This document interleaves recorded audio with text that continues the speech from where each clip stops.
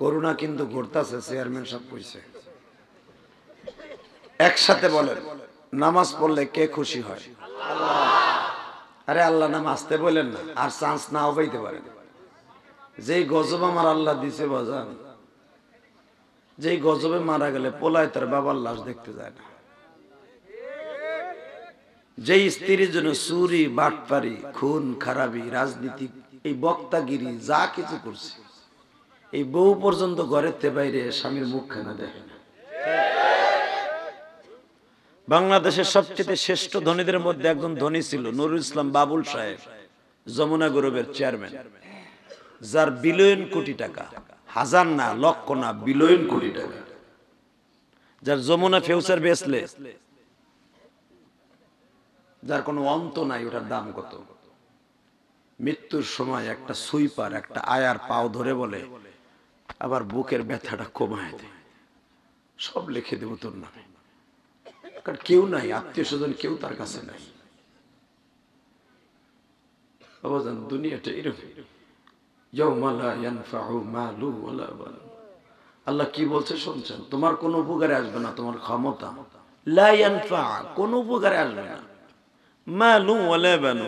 Chairman সাহেব আজকে তার চেয়ার আছে, তার পিছনে লোকের অভাব নাই, আবার তারে হত্যা করার জন্য লোকের অভাব নাই। কথা কন না কে? তারে সদাই দিতে পারলে চেয়ারে সে বসতে পারবে, এটাই দুনিয়ার নিয়ম। কিন্তু আমার আল্লাহ এমনই একজন আল্লাহ, যার চেয়ার নেয়ার মতো কেউ নাই, সে যা খুশি তাই করতে পারে। কথা বলেন না কেন? অতএব পৃথিবীতে আমার আল্লাহ ছাড়া কোনো বন্ধু নাই, আর এটা প্রমাণ করে দিছে এই ছোট্ট কোভিড-19 ছোট্ট একটা গজব দিয়া, যার ঔষধ আজও পর্যন্ত পৃথিবীর কোনো ডিক্টাচার, স্বৈরাচার, জালিম যারা ধরারে সরা মনে করে, যারা ওয়াল মনে করে, সারা পৃথিবী ওয়ার্ল্ডকে মনে করে আমরাই স্বয়ং সম্পূর্ণ। আল্লাহ বুঝাই দিলেন, আন্নাল কুওয়াতা লিল্লাহি জামিআ, আমি সর্বময় ক্ষমতার মালিক, তোরা না। অতএব ওই আল্লাহ বলেছে, আমার নবীরে খুশি করবা, আমি খুশি। করোনা রোগ আসবে না, জাহান্নামে যাবে না, চেহারায় জাহান্নামের আগুনের থাবা মারবে না, চেহারাটা পূর্ণিমার চাঁদের মতো সুন্দর হয়ে যাবে। সেটা হলো যদি আমার নবীর দুরূদ দিয়ে খুশি করতে পারো। কিন্তু আমি দুরূদটা পড়ছিলাম, করোনার ডর আপনার নাই, এই জন্যই পড়েন নাই। কি পড়ছেন তা তো আমি দেখছি, আমি তো বয়রা না চাচা, আমি গোপালগঞ্জের পোলা তো, আর আপনি সিরাজগঞ্জের পোলা। গঞ্জে গঞ্জে মিল আছে, যদি বাটপাড়ের দিক দিয়ে হয় তাও 2 গঞ্জ মিল আছে, ওলির দিক দিয়ে হলো মিল আছে, আমি চিনি তো। অতএব কারো জবান বন্ধ থাকবে না। যদি কবরটাকে নূরে নিরান্বিত করতে চান, মৃত্যুর সময় কালেমা চান, এবং আপনার করোনা হয়েছে, পৃথিবীর কাউকে ধরা দিবেন আল্লাহ, কারণ আপনার জানাজায় লোক আসবেন, এটা আল্লাহ চান না। আপনার করোনায় মরছেন, কিন্তু আল্লাহ আপনাকে ধরা দিবে না। আপনার জানাজায় মানুষ আসবে, সবাই আপনাকে দেখবে, আদর করে কবর দিবে, একমাত্র নবীর সম্মানের কারণে। সবাই এই জান্নাতের বাগানে বসে দুরূদটা খুব প্রেম লাগায় পড়বেন সবাই। আল্লাহুম্মা সাল্লি আলা মুহাম্মাদিন ওয়া আলা আলি মুহাম্মাদ কামা সাল্লাইতা আলা ইব্রাহিম ওয়া আলা আলি ইব্রাহিম ইন্নাকা হামিদুম মাজিদ। আল্লাহুম্মা বারিক আলা মুহাম্মাদিন ওয়া আলা আলি মুহাম্মাদ কামা বারাকতা আলা ইব্রাহিম ওয়া আলা আলি ইব্রাহিম ইন্নাকা হামিদুম মাজিদ। यही हम सब मुसाफिर हैं, वही आखिर ठिकाना, कोई आगे रवाना है, कोई पीछे रवाना, ला इलाहा इल्लाल्लाह। কলবের সাথে ধাক্কা হবে, মনে করবেন আমার কলবে আল্লাহই আছে, ঠিক আছে?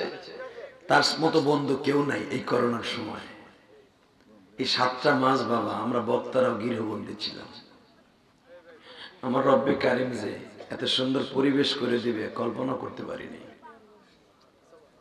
মাহফিল হওয়ার দ্বারা যে আমাদের বক্তাদের শুধু লাভ তা না বাবা, মসজিদ মাদ্রাসার লাভ, ইমানের লাভ। অন্তত বছরে একটা দিন ভাই ভাই পাশে বসে সাক্ষাৎ করে, এটাও একটা লাভ। বছরের ভিতর চেয়ারম্যান সাহেব এই ভাই পাইবেন, আমার এই ভাইরে পাবেন, সম্রাট ভাইকে এই ওয়াজের উসিলাই তো পাইলেন। তো ওয়াজের দ্বারা কি লাভ আছে না? কথা বলেন না কেন? অতএব মওলা যে সুযোগ করে দিয়েছেন, জিকির হবে কলবের উপরে, আল্লাহ আল্লাহ আল্লাহ আল্লাহ আল্লাহ, জোরে জোরে জোরে, আল্লাহ আল্লাহ আল্লাহ আল্লাহ আল্লাহ আল্লাহ আল্লাহ আল্লাহ আল্লাহ আল্লাহ আল্লাহ আল্লাহ, হয় না হয় না, জোরে জোরে, আল্লাহ আল্লাহ আল্লাহ আল্লাহ আল্লাহ আল্লাহ আল্লাহ আল্লাহ আল্লাহ আল্লাহ,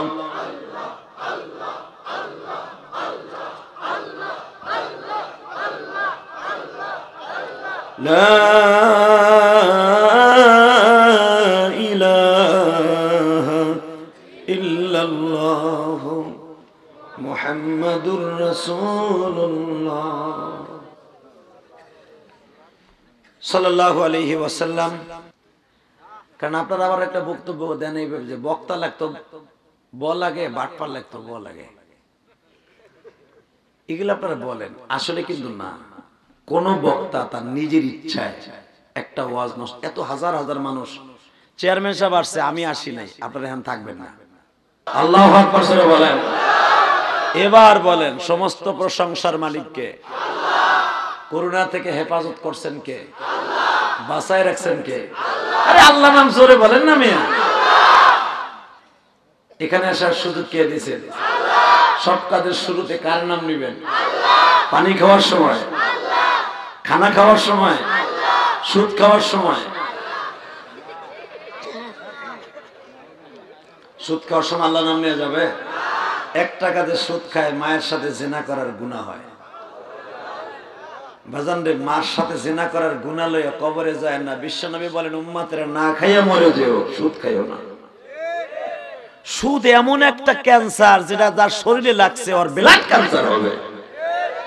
আজকে সমাজের বড় বড় নেতা গোতা হোতা মোতা সুদের ব্যবসা হোমান দে চালাইতেছে, এটার কিছু মনেই করে না। কথা বলে না কেন? হালাকে জিনার চাইতে মারাত্মক গুনাহ সুদের গুনাহ। অতএব একসাথে বলতে হবে সুদ খাওয়া যাবে না, ইনশাআল্লাহ বলেন। সুদ কেন খাবেন বলেন? না খায় যদি আপনি মারা যান, আল্লাহর এই 10টা পৃথিবীর সামনে একটা জান্নাতের মালিক হবেন। কিন্তু সুদের টাকা পেটে ঢুকাইয়া রক্ত হারাম করে যাবেন, এই রক্ত বের করার আগ পর্যন্ত আপনি জান্নাতে যাবেন না। তো রক্ত বাইর করবেন কেমনে? বাজান রে, এবার বোঝা গেছে সব ক্ষমতার মালিক কে। পার কোটলা সিরাজগঞ্জ চান্দাই কোনার ভাইরা,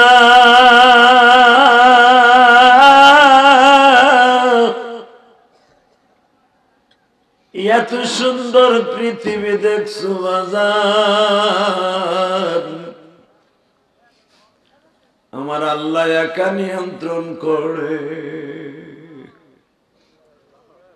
তাবারাকাল্লাযী বিয়াদিহিল মুলক, বান্দা 5 বছরের ক্ষমতা পায়া ক্ষমতার অপব্যবহার করলি।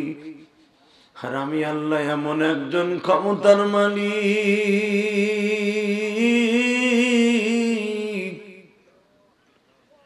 আল্লাযী খালাকাল মাউতা ওয়াল হায়াতা লিয়াবলুয়াকুম আইয়ুকুম আহসানু আমালা। তাবারাকাল্লাযী বিয়াদিহিল মুলক। তোরা তো 5 বছর 10 বছর 20 বছরের ক্ষমতা পাইয়া দুনিয়ার সব ভুলে গেলি বান্দা।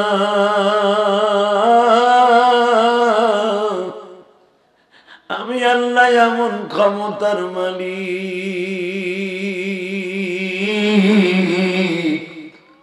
সারা পৃথিবী আমার হাতের মুঠোর মধ্যে।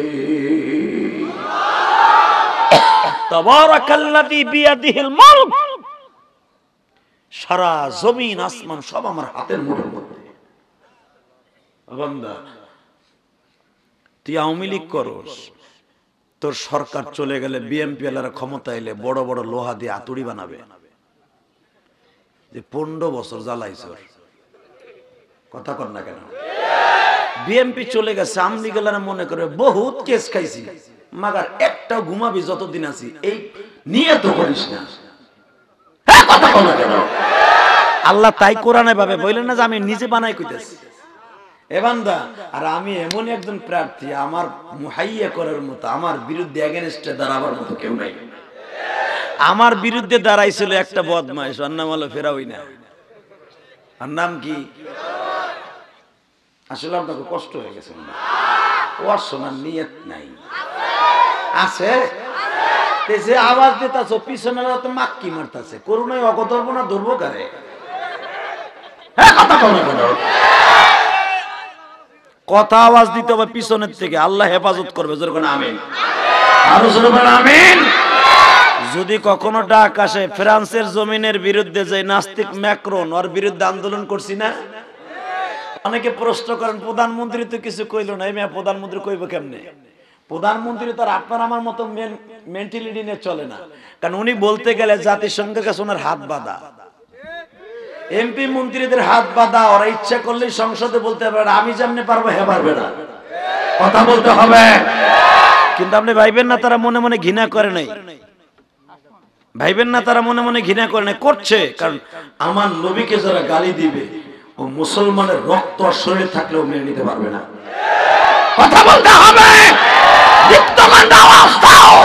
জীবন কোন নাস্তিক যদি নবীর গালি দেয়, আওয়ামী লীগ করুক, বিএনপি করুক, জামাত করুক, ওর জায়গায় বুঝে ফেলবো কে কে রাজি আছো।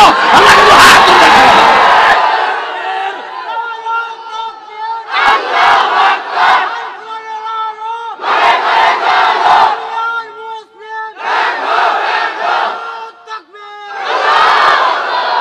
শোনেন, আমি কিন্তু এই তাকবীর দিয়ে এই ইলেকশনে খারাইতে আহি নাই। আমি একটু দেখলাম আপনারা আছেন না গেছেন, আর দীর্ঘ সময় পরে একটু লাড়াচাড়া দিলাম। যেরকম আল্লাহু আকবার, এই আল্লাহু আকবারের ধ্বনিটা আল্লাহর কাছে কত পছন্দনীয় জানেন? ওয়ারাব্বাকা ফাকাব্বির, আল্লাহ কোরআনে বলেছেন তাকবীর যত বলন্দ হবে আমার বান্দার ঈমানের শক্তি তত বেড়ে যাবে। এই মুসলমানের বলে আওয়াজ দেন, নামাজের ভিতরে যখন দাঁড়ান কি বলে দাঁড়ান? কোন নামাজি পড়ি না তাহলে কি কয়ে খারাপ মনে আছে না? বছরে পড়ি খালি ঈদের নামাজ, ওই মনে আছে হুজুর কোন দিক দিয়ে কি করে? নামাজে দাঁড়াইছেন কি বলে দাঁড়াইছেন? সবাই বলেন তো। চেয়ারম্যান সাহেব এশারে নামাজ পড়ে এসছে, নামাজির চেহারা দেখলে ঠিক পাওয়া যায় কোনটায় নামাজ পড়ে কোনটায় করে না, চেহারার থেকে কম্পিউটার বেড়ে আসে। চেয়ারম্যান সাহেব নামাজে দাঁড়াইছে, উনি কি বলে দাঁড়াইছিলেন? প্রধানমন্ত্রী নামাজ পড়ে, উনি কি বলে দাঁড়ায়? আপনারা কি বলে দাঁড়ান? দেখছেন আল্লাহ আকবারের দাম কত? এই শব্দটা আমার আল্লাহর কাছে এত দামি, এত দামি। আমার রব্বে কারীম এই শব্দটা দেওয়ার সাথে যখন আল্লাহু আকবার বলে নামাজে দাঁড়ান, আপনার জীবনের সব গুনাহ মাফ হয়ে যায়। এটাকে বলা হয় তাকবীরে তাহরিম। এইটা বলার সাথে তাকবীর তাহরিম কাকে বলা হয়? আপনার পিছনে যত কাজ আছে সব হারাম, একমাত্র রব্বে কারীমের জন্য হালাল। যত কাজ নামাজের মধ্যে করবেন সব তার কাছে কবুলিয়াত, আর আপনি যে কাজ করছেন আগে নামাজের আগে সব হারাম। আল্লাহর নিয়ম নীতি মেনে নিতে হবে নামাজের ভিতরে, এটার নাম তাকবীরে তাহরিম। এই তাকবীরে তাহরিম দিবেন কি বলে? বলে তো আল্লাহু আকবার। তাকবীরের সিস্টেম আমি শিখিয়ে দিই, আমার সাথে বলেন লিল্লাহি তাকবীর, আল্লাহু আকবার। হয় নাই? লিল্লাহি তাকবীর, আল্লাহু আকবার। আল কোরআনের আলো, আল কোরআনের আলো, মুসলমানরা যেখানে, উলামায়ে ইকরাম যেখানে, মাশাআল্লাহ এরকম বলবেন। মুসলমান যেখানে আমরা সেখানে। কিন্তু আমরা মুসলমান এমন একটা জাতি, সব ধর্মের সাথে মিশে আছি, আমরা কাউকে আঘাত করি নাই, আমার বিশ্বনবী এটা বলে নাই।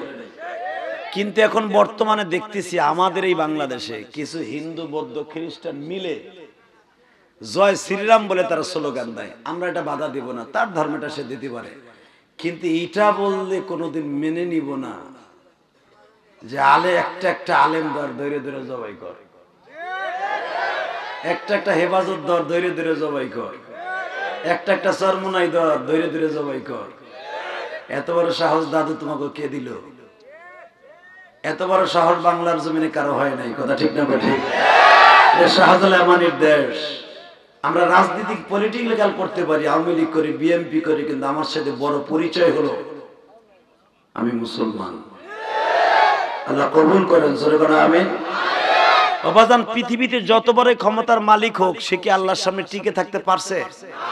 পৃথিবীতে সবচেয়ে বড় ডিক্টেটর, স্বৈরাচার, শক্তিশালী একজন বেঈমানের নাম ছিল, ওর নাম ছিল আব্রাহা, যার কথা কোরআনে এসেছে। কি নাম? সবাই বলেন কি নাম? এই বেয়াদব আল্লাহর কাবা ভাঙার জন্য প্রিপারেশন নিয়ে মক্কার ভূখণ্ডে স্থান গেড়েছিল। পৃথিবীর কারা রাষ্ট্রের ক্ষমতা নাই আমার আল্লাহর কাবার দিকে তাকায়া ভাঙা তো দূরের কথা, একটা থুতু ফেলবে এই ক্ষমতাও কারণে। কিন্তু পৃথিবীর সবচেয়ে বড় ডিক্টেটর বেয়াদব আব্রাহা কাবা ঘর ভাঙার জন্য এসেছিল মক্কায়, পারছে? সবাই বলেন পারছে। প্রমাণ হয়ে গেছে আমার নবীর মুআজিজায় বেঈমান ধূলিসাৎ হয়ে গেছে। বাজানরে তলে বোঝা গেল আমার নবীর দাম আছে না নাই? সিরাজগঞ্জের বাইরা, চান্দাই কোনার বাইরা, আমার নবীর যে কত সম্মান আমি আপনাদের বুঝাই দিব আজকে ছোট্ট একটা সূরার দ্বারা। কারো জবান বন্ধ থাকবেন, আমার সাথে তেলাওয়াত করবেন। যারা আল্লাহর কালামকে না বুঝে তেলাওয়াত করবেন, আল্লাহ প্রতিটা অক্ষরের বিনিময়ে 10টা 10টা দেকিনা দান করবে। রোগের ঔষধ আবিষ্কার করার শক্তি আল্লাহ দিয়েছেন। ডায়াবেটিসের মহামারী, যে রোগটা এত ভয়ঙ্কর, শরীর সব শেষ করে দেয়, সেই রোগের ঔষধও আল্লাহ আবিষ্কার করার সুযোগ দিয়েছেন। এ বাবা, হার্টের রোগের ঔষধ আল্লাহ আবিষ্কার করেছেন। এমন একটা ছোট্ট অক্ষরের রোগ, যে রোগের কোনো ঔষধ নাই। তাহলে বোঝা গেল এই রোগের ঔষধ একমাত্র চোখের পানি। কথা বলতে হবে, কথা বলতে হবে। এ কোভিড-19 লিখতেও কিউ লাগে, কোভিড-19 ক লাগে, আর করোনা লিখতো, কোরআন লিখতো ক লাগে। করোনা রোগের 1 নম্বর ঔষধ হলো আমার মাবুদের কোরআন তেলাওয়াত। আল্লাহু আকবার, জোরে বলেন তো আল্লাহু আকবার, জোরে বলেন। আল্লাহ কোন জায়গায় মিলায় দিয়েছে বান্দা? ঔষধ আবিষ্কারকে দেই নাই, রোগ আবিষ্কার করাইছি, কিন্তু রোগ নিয়ন্ত্রণ করার মতো কোনো কিছু দেই নাই। তবে একটাই দিয়েছি, সেটা হলো কোরআন। তাহলে কোরআনকে ভালোবাসার দরকার আছে না নাই? জোরে বলেন দরকার আছে না নাই?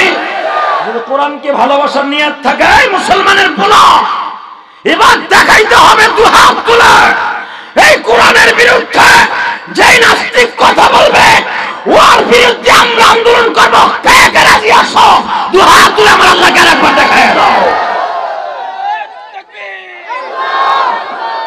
ইসলামের শত্রুরা হুঁশিয়ার, সাবধান! ইসলামের শত্রুরা হুঁশিয়ার, সাবধান! তাকবীর! আচ্ছা, এই যে আওয়াজগুলো দিয়েছেন ভাল লাগে নাই? কই যাও?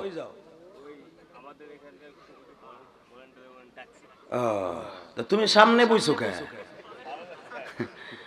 ভালো লাগছে, ওর দেখছি 10 মিনিট পর জায়গা একটা লোক উঠবেন না ইনশাল্লাহ, বলেন তো। গত বছরের আর এইবারের কাজ আদায় করবেন যদি চেয়ারম্যান সাহেব বইয়ে থাকে।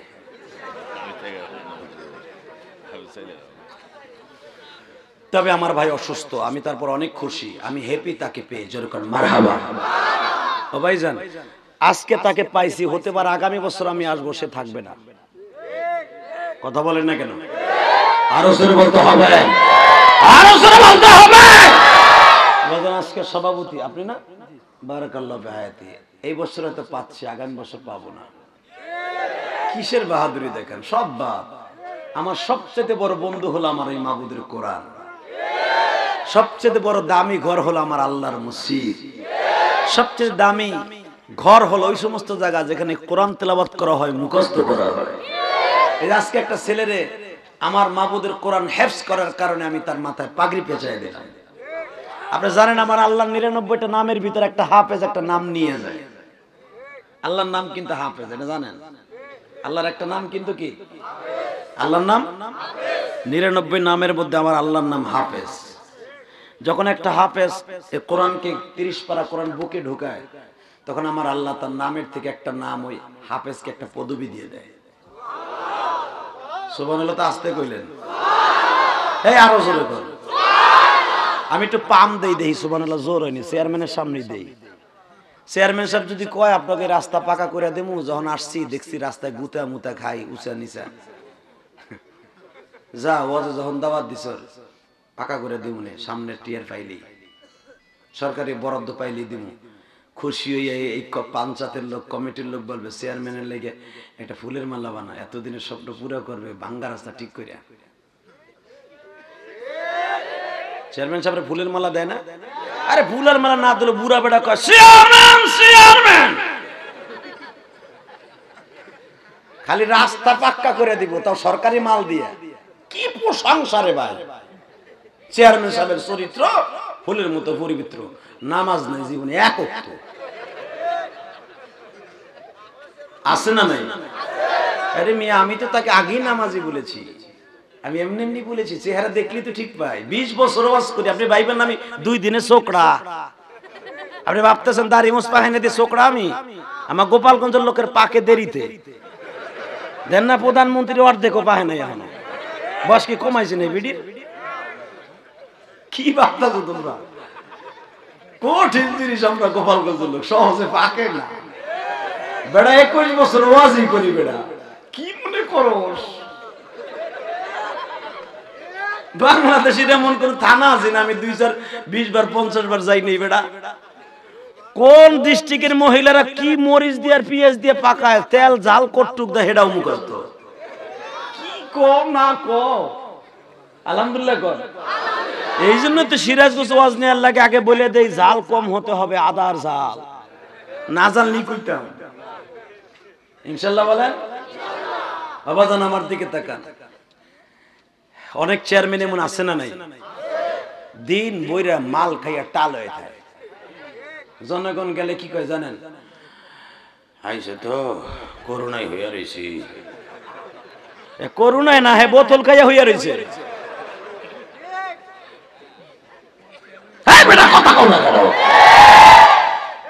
চেয়ারম্যান ডাকতে আইছে, চেয়ারম্যান সাহেব দরকার আছে, আর ছোট পুল নাতিটারে কয়ে দিয়েছে, কয়ে দে তো। না না নাই, নাতিটা সেরে ভাইয়া কয় নানাই কয়ে দিয়েছে, নানাই নাই। এরকম আছে না নাই? বেচারা তো অসুস্থতার ভিতর দিয়ে আসছে, আমি খুব খুশি, হ্যাপি, মারহাবা বলেন। তবে আমার বিশ্বাস ওনার শরীরটা সুস্থ থাকলে উনি আমার আওয়াজটা শুনতো। আমি কিন্তু এই মাহফিলে ওনার কথাই এসেছি, কারণ উনি আমাকে বলছে খবরদার এবার কিন্তু মিস করবেন না, আমি কষ্ট পাবো। আমি বলছি চেয়ারম্যান সাহেব একটা মুরগি 2 বার জবাই দেন যায় না। আমার ভাইরা গত বছর জবাই হয়েছে। আমার জীবন থাকতে আল্লাহ যদি বাঁচায় রাখে, কোন রকম বাঁচায় রাখলে আমি মাহফিলে যাব। জিজ্ঞেস করেন, আমি বলছি না বলছি। এই জন্য একবার আমি এত সকালে কোন মাহফিলে রওনা দিই, সে সকাল 10টায় রওনা দিচ্ছি। ভাই রাস্তাঘাটে জাম, আসতে দেরি হয়েছে, মাগরিবের রক্তে আসছে আপনাকে চান্দাই কোনা। তবে আমার এই পরিবেশটা দেখে এত ভালো লাগছে, আলহামদুলিল্লাহ বলেন। চেয়ারম্যান সাহেবকে ভালো লাগছে, সম্রাট ভাইকে ভালো লাগছে, সভাপতিকেও ভালো লাগছে, আলেমুল আমাকে ভালো লেগেছে। এবং একঝাক যুবক যাদের বাসায় আমি খাবার খেয়েছি, আসার পরের থেকে তারা এত ভালোবাসা দিছে, বুকটা ভরে গেছে। আমার একটা বাজে ধারণা ছিল এলাকার প্রতি, আজকে সেটা দূর হয়ে গেছে। ইনশাআল্লাহ বলেন তো দেখি। তাহলে এবার আমার সাথে আওয়াজ দেন, এই যে একটা কিতাব আমার হাতে, এটা কার কিতাব? এটা কার? এটা কার? বাবাজান, এই কিতাবটার জন্য আপনার নবী গোশত চাবাইয়ে খাইতে পারে নাই। শোনেন, ইতিহাসটা বললে দেখি এক ফোঁটা পানি আসে কিনা। আমার নবীর জন্য যদি কেউ কাঁদে, তার হার্টের রোগ হবে না, তার ব্রেন টিউমার হবে না, সে স্ট্রোক করে মরবে না, আল্লাহ তার ইজ্জত কোনোদিন কেড়ে নিবে না। সারা দুনিয়ার মানুষ তার বুকের মধ্যে স্টেন গান দিয়ে, টমি গান, এলএমজি, এফএমজি দিয়ে যদি গুলি করলে গুলি ফুটবে না। যে নবীর ভালোবাসা এবং নবীর প্রেম তার অন্তরে থাকে। বুয়া আশিকে রাসূল হইও না। আশিকে রাসূল কারে কয় এখন প্রমাণ করে দিব। যেই মানুষটা পেটে থাকার কারণে পৃথিবীর ডিক্টেটর স্বৈরাচার জালিমকে আল্লাহ ধ্বংস করে দিয়েছে, তার সম্মান কত হতে পারে। আমি আগে তেলাওয়াত করি, আপনার শরীর শক্তি দিয়ে আল্লাহু আকবার বলবেন, জীবনে হাড়ের রোগ হবে না, আমি প্রমাণ করব। রেডি? দেখেন আমার নবীর দাম কত। আমি কোরআন দিয়ে পড়বো আল্লাহ কত দামি বানাইছে তাকে। ওয়া ইন্নাকা লাআলা খুলুকিন আযীম।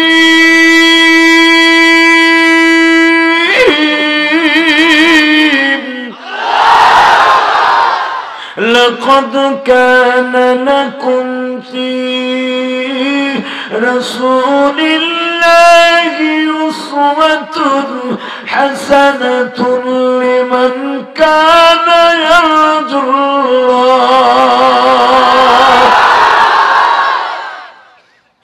ওয়া মা আরসালনাকা ইল্লা রাহমাতাল লিল আলামিন।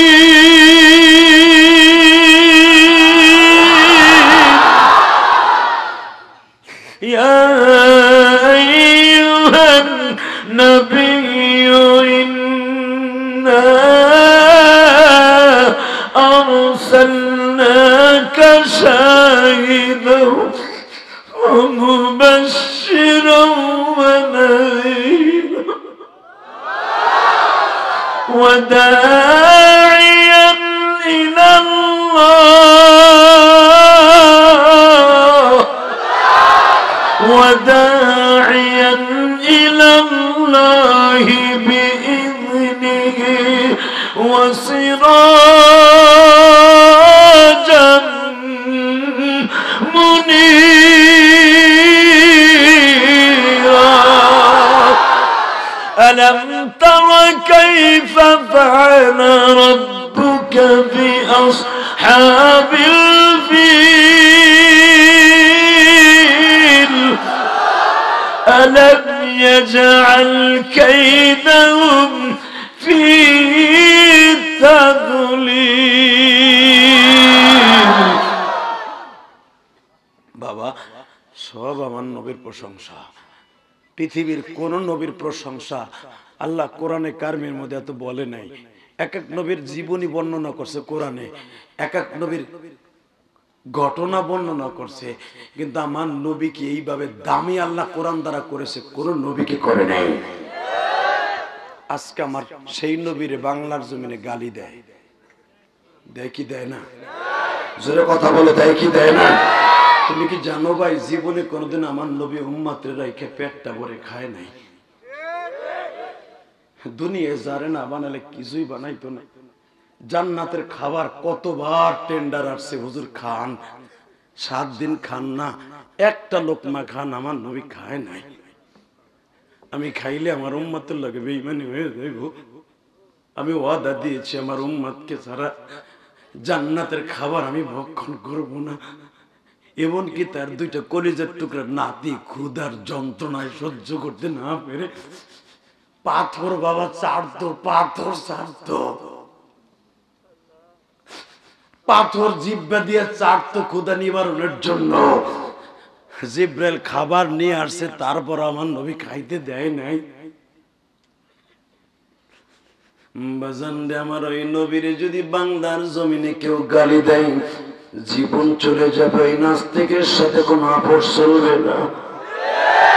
ও ভাইজান, তুমি আওয়ামী লীগ করো, কবরে যাইবার পরে বঙ্গবন্ধু শেখ মুজিবুর রহমান রে কবরের পাশে পাইবা না। তুমি ধানের শীষ করো, বিএমপি করো, জিয়াউর রহমান রে কবরে পাইবা না। বাজান, হুজুরদের দল করেন, একটা হুজুরকেও পাইবেন না। একজন মাত্র মানুষকে তোমার কবরে বালিশের পাশে পাইবা, যে হলো আমার এতিম নবী। সিরাজগঞ্জের চান্দাই কোনার বাইরা, এবার চোখের পানি দিয়ে আমার মাওলার বুঝায়া কওয়ানি। ছোট্ট কালে মা হারাইছি,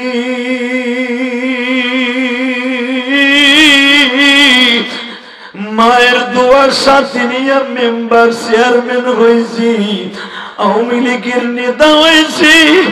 মায়ের দোয়া ছাড়া বাবা কেউ দুনিয়ায় ডেভেলপ করতে পারে নাই। মায়ের দোয়া ছাড়া কেউ বড়লোক এমপি মন্ত্রী হতে পারে নাই। মায়ের দোয়া ছাড়া কেউ আলেম ওলামা ওলি হতে পারে নাই।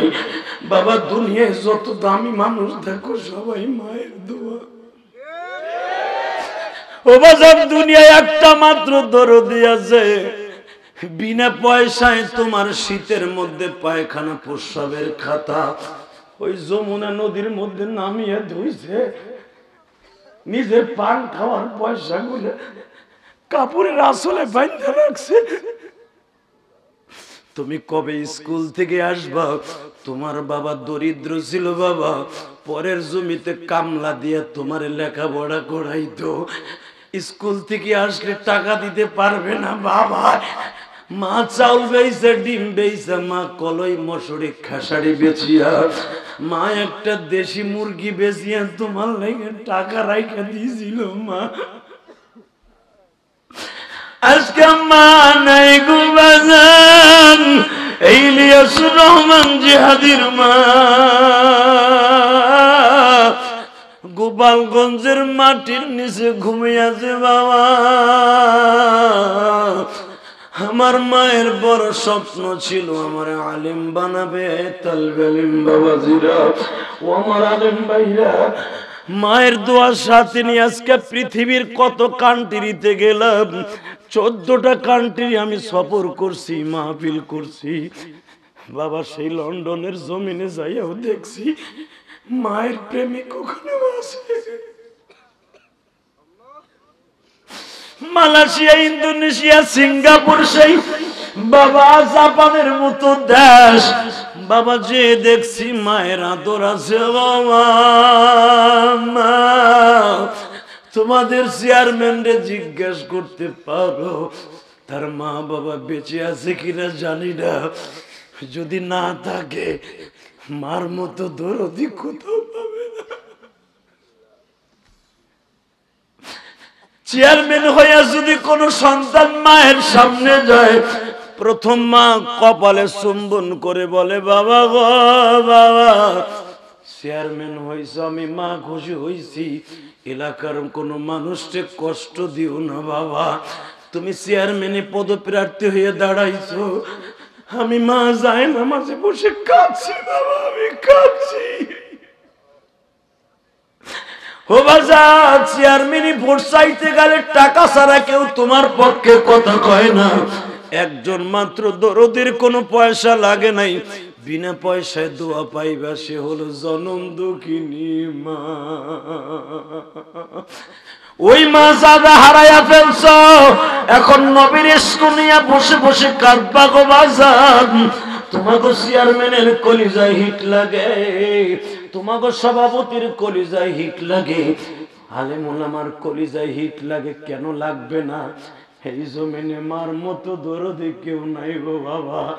এই যে শীতের মৌসুম চলিয়া যায়, ইলিয়াসুর রহমান জিহাদির মা কত রং বেরঙ্গের পিঠা খাওয়াইতো, আজকে নাই বাবা, কেউ খাওয়াই না গো বাবা, কেউ খাওয়াই না।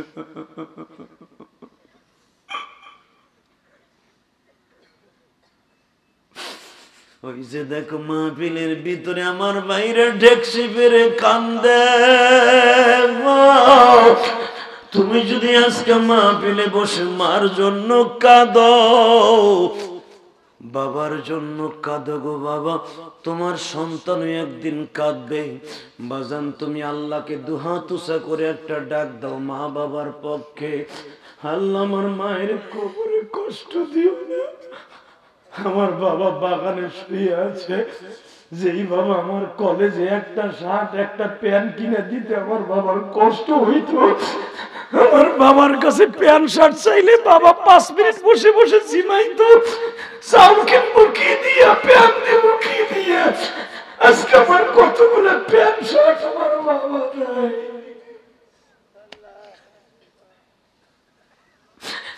দেখো তোমার মাহফিলে সবাই কান্দে, যুবক কেন তুমি কাঁদবা না? তোমার চোখের পানির পরে বিশেষ করে তোমার মা বাবার গুনাহ সব মাফ হয়ে যাবে গো বাবা। যেমনে তোমার মা দোয়া করলে তোমার জন্য জান্নাত ওয়াজিব হয়ে যায়, সন্তানের দোয়ার খাতিরেও কিন্তু মা বাবার কবর আযাব মাফ হয়ে যায়। তোমাদের মাইক ম্যানও বসে বসে কান্দে, কেন জানোনি এই ছেলেটারও কিন্তু মা বাবা আছে বাবা। তোমাদের মেম্বার চেয়ারম্যানেরও মা বাবা আছে, এখানে যারা শুয়ে আছে সবারই মা বাবা আছে। যারা মার কথা শুনে কানবে ওরাই বাদশা, ওরাই বাদশা।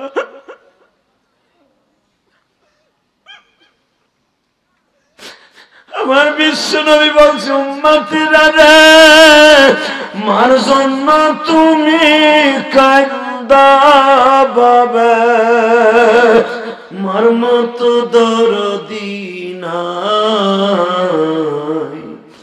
মা বলিয়া ডাক দিলে গো আল্লাহ খুশি হয়, বাবা বলে ডাক দিলে আল্লাহ খুশি হয়।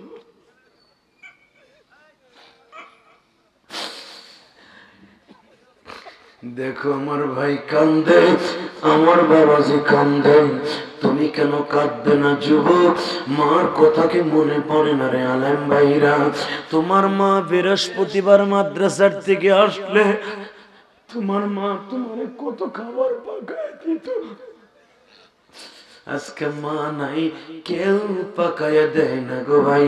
ও সিরাজগঞ্জের পার কোদলার ভাইরা, ও চান্দাই কোনার ভাইরা, শুধু চোখের পানি দেখবো আর কিছু দেখতে চাই না। আমার আল্লাহকে ডেকে ডেকে বলো, মালিক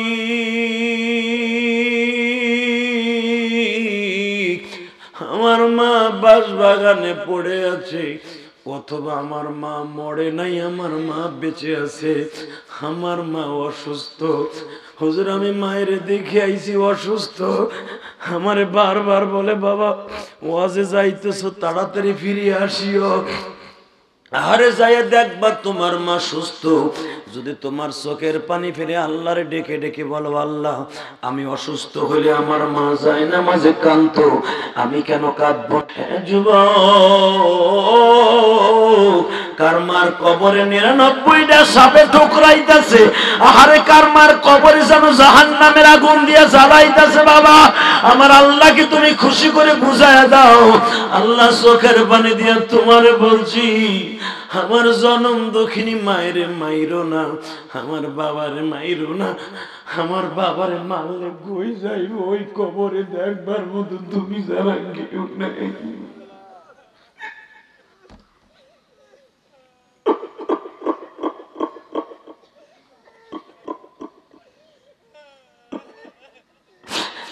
ও মালিক দেখো কেমনে কান্দে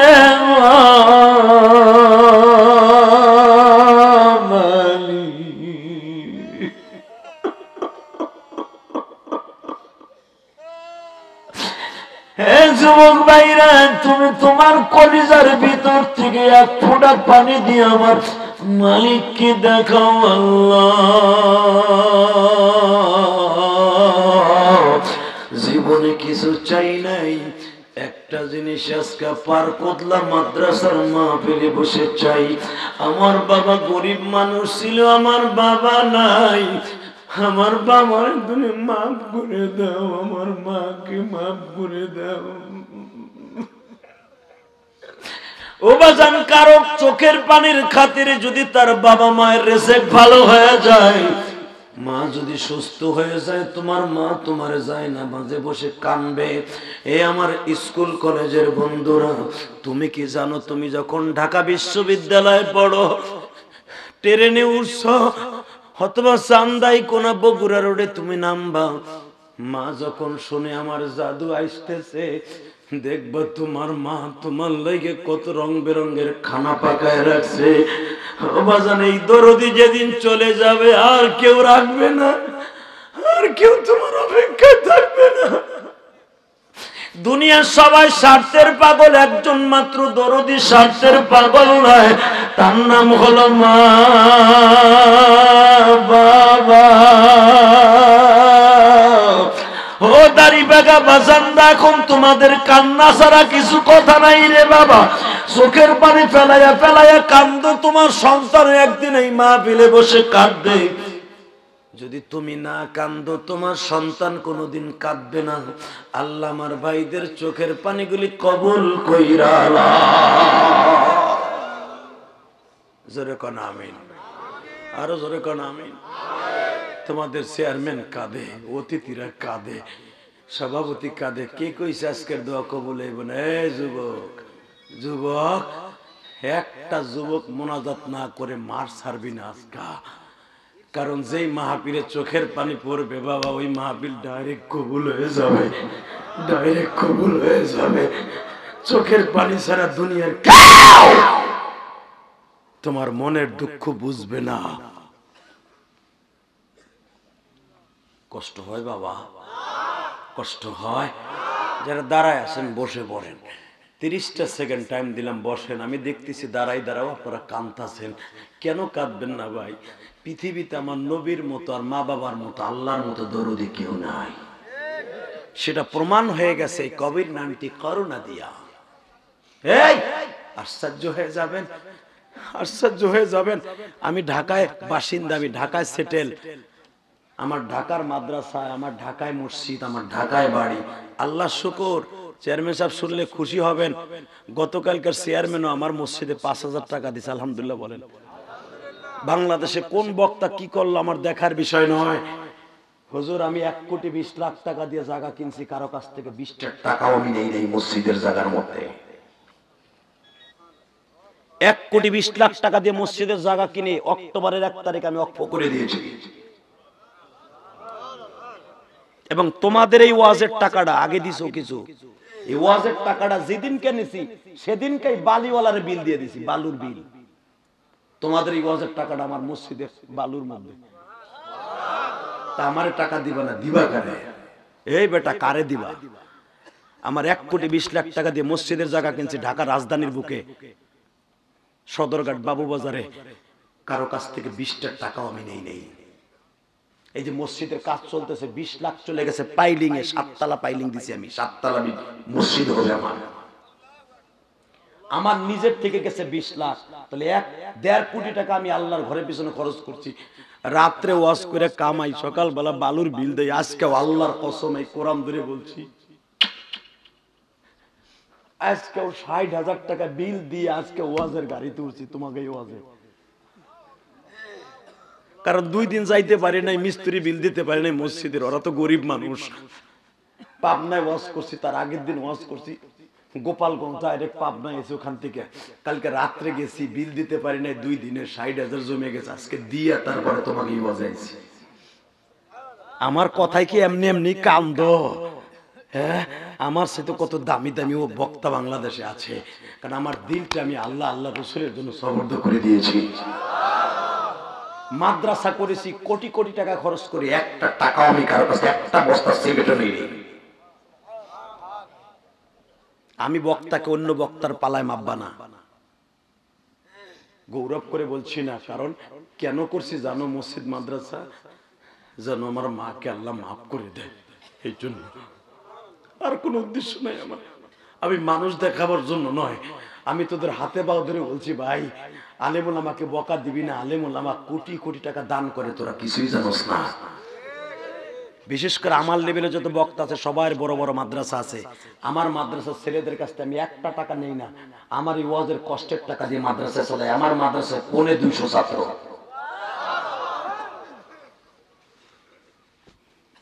কষ্ট হইতেছে? জোরে বলো না কেন? এই যে তোমাদের পারকোদলা মাদ্রাসা কত কষ্ট করে চালায় জানো এই গ্রামের মাদ্রাসাগুলি। আমার না এবিলিটি আছে, আমার ওয়াজের যোগ্যতা আছে, প্রতি রাত্রে কামাই 1000 টাকা আমি চালাইতে পারি। এই মাদ্রাসার হুজুর কত সেই এবিলিটি নাই। তাদের তোমরা দিবা না, দিব কেডা কও? আমার মাদ্রাসায় এমন এমন এতিম ছেলে আছে, বিশ্বাস করেন মাও নাই বাবু নাই, সারা বছরের ভিতরে বাইরে যেতে পারে না। চাচার বাড়ি ফুফার বাড়ি যেয়ে উঠে এরা লাফতি উঠতে দেয়, আমার মাদ্রাসায় বই থাকে। এদের মনের দুঃখ কে বুঝবে তাই বল?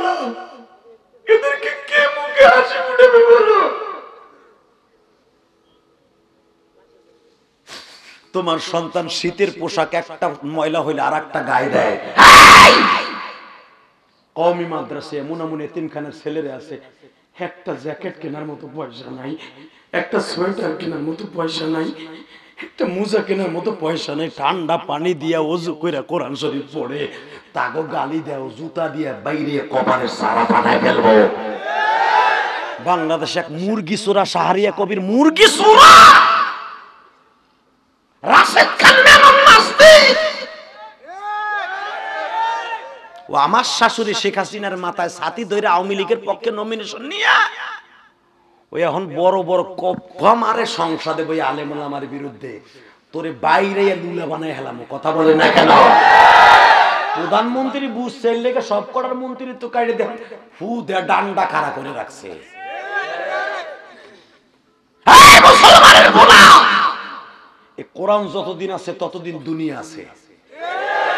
কথা বলতে ভাই বেড়ে কথা বলো, কথা বলো। কোরআন যতদিন আছে দুনিয়া আছে। এই কোরআনের মার্কাজ গুলারে কয় জিএমবি রাখরা, মাদ্রাসারে কয় জিএমবি রাখরা। আর যারা খাড়ায় খাড়ায় মুতে, দিলা নাই কুলুক নাই পানি উলয় না, খাড়াইয়া মুতে, খাড়াই মুতে যায় পানি উলয় না, বেশিরভাগ করে তিনটে চারটে বাড়ি মারে, এই বেলে দুইটাই বেলে একটা। হেরা বলে আল্লাহর ওলি। এই মুরগি চোরা শাহরিয়া ৭১ নামের নাস্তিক হিজলা মহিলা কো টিভি এখানে বসে বসে টকশো মারে। বাংলার মুসলমানরা চিনোস না, এটা তাবলীগ আলাদের জমিন, সরমায়ে আল্লাহর কুতুবের জমিন, এটা আমার সবিসাবের জমিন, উলামায়ে কেরামের জমিন। একবার যদি আলেমরা চাইতে যায়, এ মুরগি চোরা একটাও বাঁচতে পারবে না। ঠিক না বেটে?